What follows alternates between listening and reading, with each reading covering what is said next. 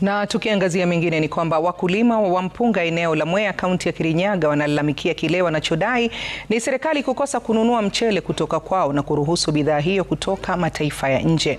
Wakulima hao sasa wanasema wamesalia na mchele wa zaidi ya shilingi milioni 500 kwenye maghala yao. Mwanahabari wetu Gatete Njoroge anaarifu zaidi.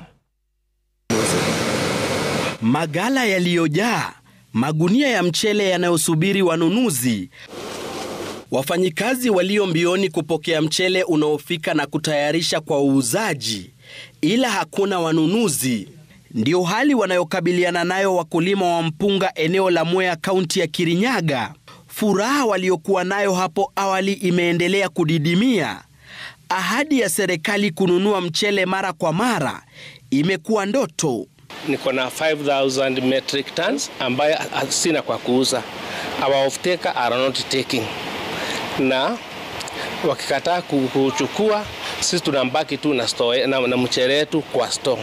Hiyo inatupatia shinda mingi sana. Na sio hapa tu kwa cooperative.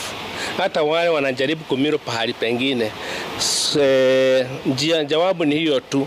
Rice is not moving in Mwea. Kulingana nao, serikali imechangia pakubwa swala hili la kuruhusu kuletwa mchele nchini kutoka nje ya Kenya. Tuko na karipoti kidogo ya kwamba ile wame import is 10 times of what we produce. Na ndio imefund our market.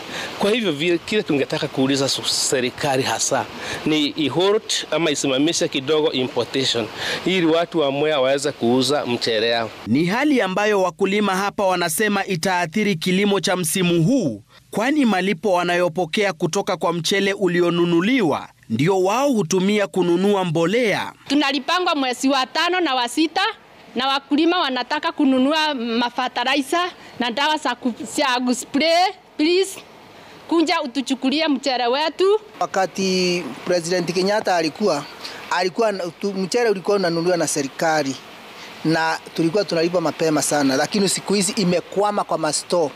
So society inajaribu kuuza kidogo kidogo. Wakulima wanatarajia kilio chao kitasikizwa na kushughulikiwa kabla ya hali kuwa mbaya zaidi.